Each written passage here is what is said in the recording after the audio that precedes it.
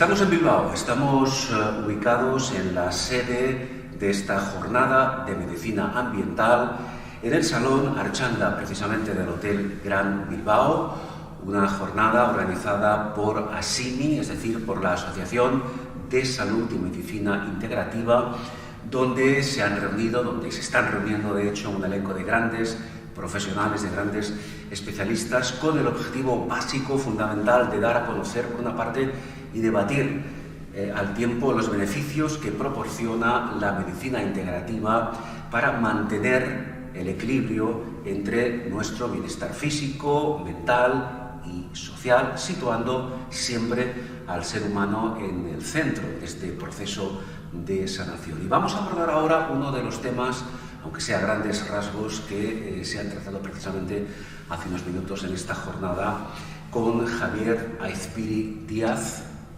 Gracias por acompañarnos. Gracias a vosotros. Muy amable. Javier Aizpiri es neuropsiquiatra, además de especialista en el desarrollo precisamente de la medicina integrativa y además un veterano experto, porque tiene usted 77 años que lleva al frente de esa labor importante, ¿verdad? Así es, más de 50 años de profesión seguidos en contacto constantemente con enfermos de alto nivel de riesgo. Claro, el concepto, por una parte, de medicina integrativa, el concepto de medicina ambiental, ¿entre sí qué relación tienen? Bueno, de entrada, la medicina integrativa, a diferencia de la medicina normal, es que la medicina normal se basa en la enfermedad, en el síntoma, y en cambio la medicina integrativa se basa en la persona que está enferma. Resume que cada persona que está enferma es diferente a nivel metabolismo, alimentación, nutrición, mundo afectivo, emocional, el contexto en que vive, su trabajo, su medio ambiente, incluso hasta su religión y hasta su forma de vida. Resume que cuando hacemos un diagnóstico tenemos que tener presente que todo el tratamiento va a depender de las condiciones de esa persona. Eso que exige de entrada un gran conocimiento amplio de la enfermedad. No está especializado solamente en corazón, pulmón y lo demás, sino que tienes que saber que está todo relacionado. Es decir, que lo que exige la medicina integrativa es un conocimiento amplio de la persona y sus circunstancias. Y segundo, muy importante, eso requiere un planteamiento diferente del diagnóstico, requiere una historia amplia, requiere exploración y requiere una apertura a todo lo que está ocurriendo al día. La medicina normal del síntoma es una medicina del pasado, y la medicina integrativa es una medicina del futuro. La medicina siempre llega 30 años tarde a lo que está ocurriendo. Entonces nosotros tenemos que estar siempre presente de lo que ocurre en este momento, nos está enfermando. No esperar 20 o 20 años a decir, efectivamente pasó lo que estaba pasando, ¿no? Entonces la medicina integrativa requiere un abordaje diferente, un modelo diferente de medicina y unos conocimientos diferentes. Y luego estar abierto a todo lo que es novedad, a todo lo que es importante y además a todo lo que es tradicional. Si hay una medicina china, una medicina japonesa, una medicina hindú que ha conseguido grandes resultados con una serie de sus formulaciones o de sus formas de tratamiento, tenemos que ver si la podemos adaptar a nosotros, acostumbrarse a ella y no solamente utilizar una visión química corta y a plazo muy corto, es decir, tengo un síntoma, lo soluciono y a correr, porque no solucionamos nada. Claro, ¿cómo encaja la medicina ambiental dentro de la medicina integrativa? ¿Por qué? Porque la medicina ambiental nos ha cogido el toro. Es decir, que hasta los años 70 normalmente no hablamos de medicina ambiental. Sí había medicina ambiental en los lugares donde había una empresa contaminante. Claro. En la Segunda Guerra Mundial tuvimos los problemas gravísimos del plomo, en los que pintaban los barcos, es decir, que sí había en los que manejaban los tintes, pero no había una conciencia general de que nos estaba afectando todo. Fue la irrupción del plástico, la irrupción del grafeno, la irrupción de los ftalatos, de los detergentes, de toda la industria de desarrollo, la industria química, dentro de la industria unida a la naturaleza. Es decir, fue una irrupción total, a toda velocidad, y un montón de sustancias químicas en el medio ambiente de la que nosotros no estábamos adaptados ni acostumbrados a tratarnos, unido a toda la contaminación ambiental de los vehículos, de las fábricas, de las empresas.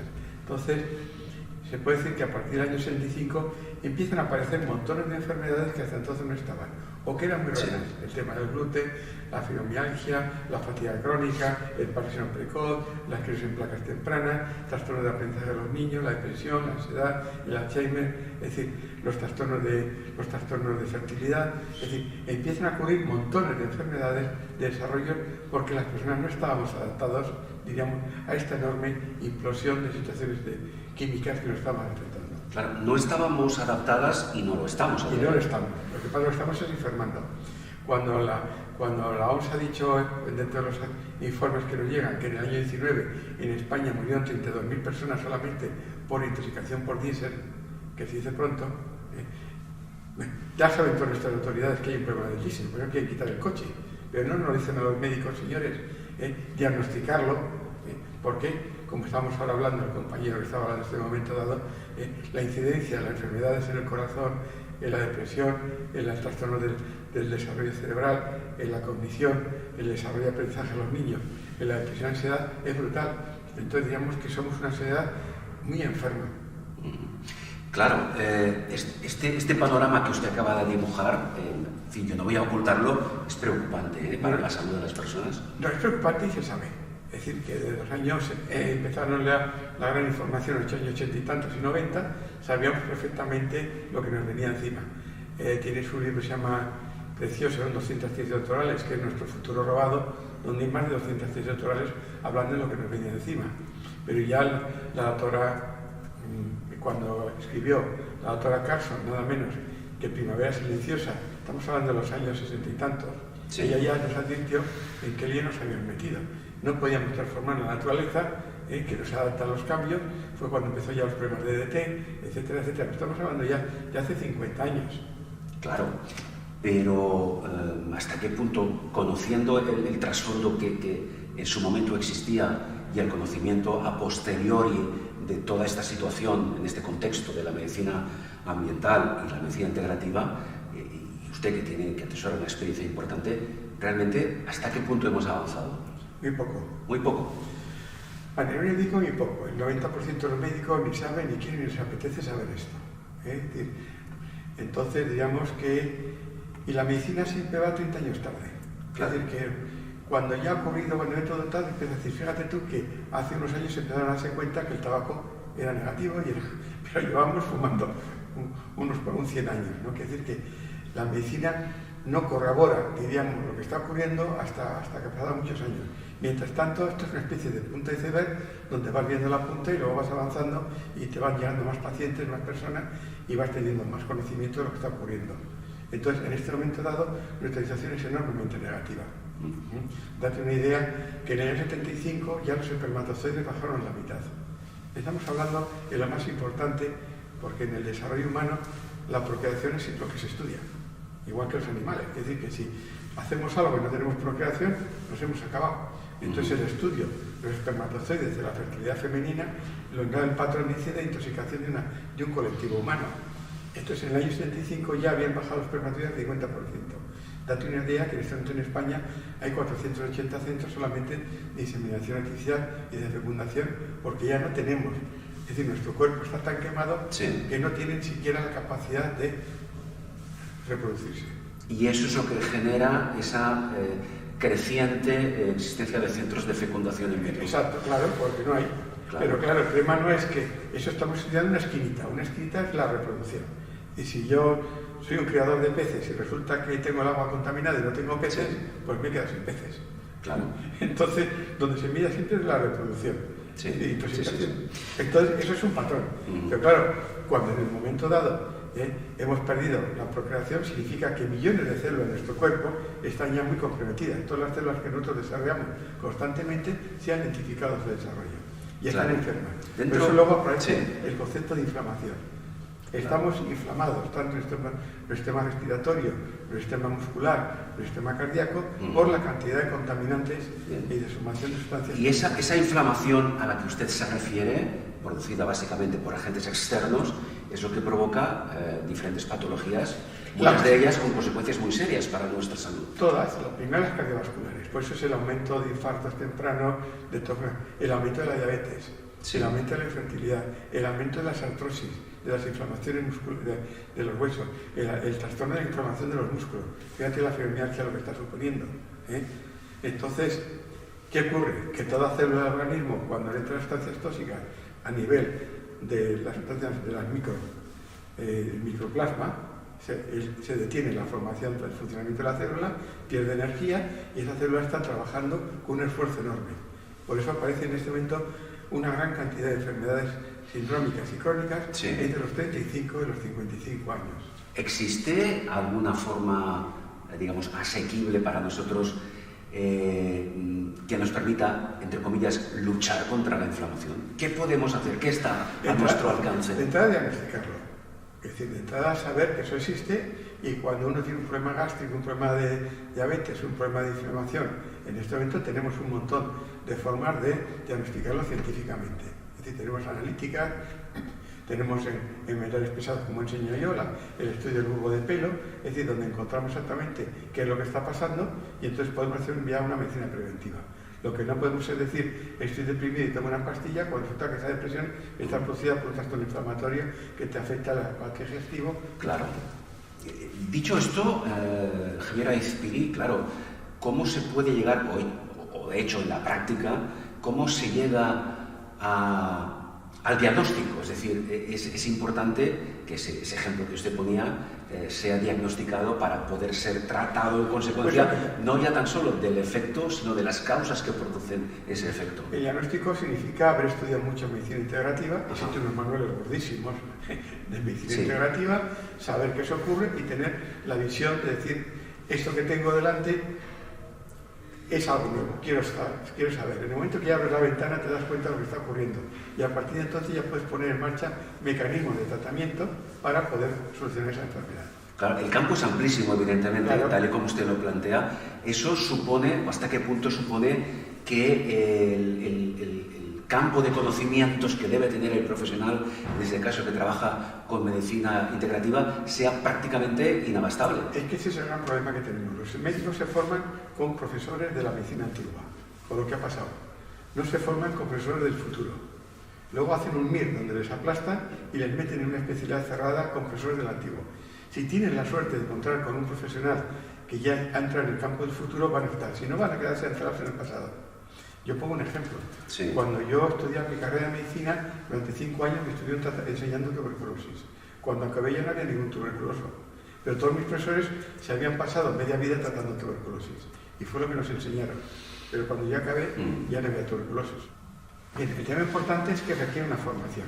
Y no le puedes pedir a un médico general que tiene 10 minutos de consulta, que le formes para enfrentarse con esto, que es como todo el mundo entero, y encima no le das ningún medio, porque no vas a dejar ni siquiera le das medios. Y encima la sociedad española no tiene ni siquiera los tratamientos tipificados en Europa dentro de la sociedad española. Entonces, ¿qué le vas a decir a un médico cabecera? Decirle, mira, esto es lo que nos viene dentro, y tú tienes 10 minutos donde no tienes tiempo ni de hacer historia, ni de explorar, y encima no te da ningún medio para solucionarlo. Bueno, y este panorama que usted, con su experiencia, con su práctica diaria, está dibujando, esto no sé hasta qué punto genera ciertas, sin ánimo de crear polémica, lo digo, pero ciertas controversias, ¿no? De medicina antigua, medicina del futuro. No, claro, y además los políticos... ¿Se producen enfrentamientos entre ustedes? Mucho. Y de entrada los políticos te dicen, a mí no me pongan los muertos encima de la mesa. Es decir, que yo llevo 50 años luchando, y bueno, yo piensa que yo empecé con el alcoholismo y con el problema de los cannabis en los menores. Es decir, yo publiqué ya las situaciones graves producidas por cannabis y el desarrollo de los menores hace 35 años, para darte una idea, ¿no? Que vengo de atrás. Me he pegado con todo el mundo. Pero es lo que hay. Las controversias con los demás profesionales son importantísimas. El cardiólogo, el neurólogo o el que trabaja en medicina de pulmón, nosotros los médicos tenemos un ego enorme y entonces nadie nos puede discutir las cosas, ¿no? Entonces les es muy difícil cuando les explicamos, oye, es que existe otro mundo, que estamos produciendo en este momento una serie de tratamientos y de curaciones importantes de forma mucho más fácil y más sencilla, y que además con una tradición en el mundo de otro tipo de medicina, por lo menos inténtalas o estudialas. Claro, y de alguna forma no se puede llegar a una especie de consenso en el cual esa medicina que usted califica como antigua y la medicina del futuro integrativa se complementen. No, esto tiene que dar un paso.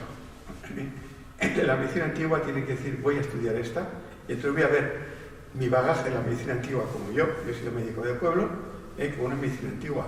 He adaptado mi medicina antigua a lo que tengo. O sea, una actualización. Una actualización, pero hay que entrar a la nueva para poder actualizarte, y la nueva en este momento requiere un alto nivel de conocimientos y de estudio. Claro, y el futuro de la medicina integrativa, en base a esto que nos ha comentado, ¿cómo lo ve usted? Pues somos cuatro. ¿Hacia dónde vamos? A ver, yo empecé con la medicina higienista. Y sí. fíjate tú de dónde venimos, del siglo pasado. Es decir, hablando de que la importancia del agua, la importancia del sol, la importancia de la verdura, la importancia de la fruta, la importancia de la naturaleza. Entonces, la medicina higienista diríamos que fue la base de la medicina integrativa. Pero fíjate de dónde venimos. Claro. Pues en este momento dado, bueno, en España somos 4 gatos. Yo como psiquiatra te puedo decir que habrá 4 o 5 psiquiatras integrativos en todo el país y para de contar. Claro. Por cierto, hablando de su especialidad, usted ha hecho referencia en esta ponencia a la psiquiatría integrativa, que es otro concepto, digamos, claro, nuevo, ¿no? ¿Cómo podemos definirla? Pues lo mismo, es decir, partiendo de la base de eliminar el síntoma y partiendo de la base de que la persona que sufre es un síntoma grave. No vale decir está ansioso, toma, o está deprimido, toma, sino si tiene ansiedad o depresión, vamos a ver por qué te ocurre, cómo te ocurre, pero no con la visión psicoanalista que nos lleva de atrás de la época freudiana, donde se metieron muchos psiquiatras y se quedaron atrancados, sino, no, tú puedes sufrir, pero de entrada voy a saber qué te pasa con el segundo cerebro, que es el intestino, y si el intestino está inflamado, significa que están pasando más cosas, y voy a ver qué es lo que está pasando, ¿por qué no tienes microbiota? Que es un concepto nuevo que también tiene que saber el psiquiatra. Y el psiquiatra tiene que volver a explorar, a tocar a la persona, claro. Tiene que coger el oftalmoscopio, tiene que saber lo que es el pH y tiene que moverse. No vale estar sentado detrás de la mesa sin tocar a nadie, hablando y preguntando. Claro, haciendo referencia al tema de la microbiota, es lo que antes antiguamente era la flora intestinal. Exacto. Claro, pero ese concepto ha evolucionado. Claro, ahora es más moderno, ahora llamamos microbiota. Pero estamos hablando de lo mismo. Es lo mismo. Lo que pasa, bueno, es la flora intestinal. Claro. Es decir, el concepto antiguo que teníamos de la naturaleza, por eso sabíamos que cuando una persona la llevabas al campo y le hacías comer cosas normales, etcétera, etcétera, sabíamos que mejoraba su flora intestinal porque mejoraba su intestino. Claro, claro. ¿Y por qué razón, de manera muy resumida, de un tiempo a esta parte, a la microbiota se le llama el segundo cerebro? No, es que siempre ha sido el segundo cerebro. Ajá. Lo que pasa que, a ver, eso es dividir las especialidades. De repente yo era neurólogo y psiquiatra, o sea que mi cerebro, yo estudiaba el cerebro de las dos formas. Luego se hizo neurología por una y psiquiatría por otra. Luego psiquiatría se dobló en psiquiatría y psicología. Luego, es decir, que fuimos dividiendo las cosas y al final nos perdimos. Pero todos sabemos que cuando nos pasa algo, nos pasamos el intestino. Y la mitad de las neuronas no están arriba, están abajo. Entonces, nos perdimos, nos fuimos al cerebro a darle vueltas allá arriba y nos dimos cuenta de que donde se forma la serotonina, donde tal es el intestino. El intestino es el segundo cerebro o es el cerebro tan importante como el de arriba. Si el de abajo no funciona, el de arriba no tiene alimentos y no se nutre. Es decir, que sin el intestino de abajo, y además parte importante, nada menos que de la serotonina, derivada del triptófano que tomemos, se forma en el intestino. Entonces, se llama un segundo cerebro porque a alguien se le ocurrió que quedó mono. Bien. Pero de hecho, la relevancia que tiene es fundamental para nuestra salud. Sí, porque estamos hablando de integral. Claro. Un cerebro, tenemos el vago, el intestino y... Claro. Es decir, que no estamos partidos en dos. Sí. Me gustaría brevemente, un poco para condensar todo lo que hemos hablado hasta ahora, además usted tiene una larga lista de casos actuales que pueden ser un poco representativos de lo que estamos hablando. Creo que antes en la ponencia que usted ha planteado hacía referencia a un caso concreto. ¿Nos lo puede resumir para que veamos realmente en la práctica cómo se traduce todo esto en un caso real? Bueno, he hecho varios casos. De entrada he enseñado varios casos, unos producidos todos por la contaminación de gasoil en un varón, luego una contaminación gravísima por gasoil de una chica que por poco se muere, que llegó ya al hospital con una aplasia medular sin esto porque tenía un escape de gas y por poco le mata ya a la hija en el coche y nadie se enteró y pasó por todos los servicios. Luego he hablado de las fibromialgias en las personas que trabajan, en un caso práctico, las que trabajan abriendo los paquetes de ropa que vienen de Extremo Oriente, que están contaminadas y con la fibromialgia terrible que tienen. Sí. Y he hablado del tema de las niñas, de las chicas que no pueden quedar embarazadas por estar intoxicadas y cómo haciéndole un estudio de bulbo de pelo vemos el nivel de intoxicación, se las limpia y pueden quedar embarazadas. Es decir, que, bueno, es algo representativo, evidentemente. Y además todo... con la visión claro. de enseñar, señores, esto es lo que hay, esto es lo que vemos en los análisis, esto limpiamos y esto que aparece y es los resultados. Para concluir, Javier Aizpiri, ¿cómo valora usted el hecho de que se planteen jornadas como esta que estamos compartiendo aquí en Hombre, Bilbao. yo fui uno de los fundadores de la ASIMI Sí. y me pidieron dirigirla en aquel momento histórico. Yo era muy mayor y dije que ya no lleva tanto. Entonces, todo lo que sea estas jornadas nos sirven para comunicarnos, para enseñar. Somos poquitos, decía, al final no van a haber 1000 personas, estamos hablando de 200.000 profesionales de la medicina, pero vamos sembrando poco a poco. Es lo único que podemos hacer. Estamos mucho más, por ejemplo, en Cataluña hemos avanzado bastante, digamos que ya hay una base formativa más importante y diríamos que hay más gente implicada, pero hay zonas de España donde esto es como hablar a la pared.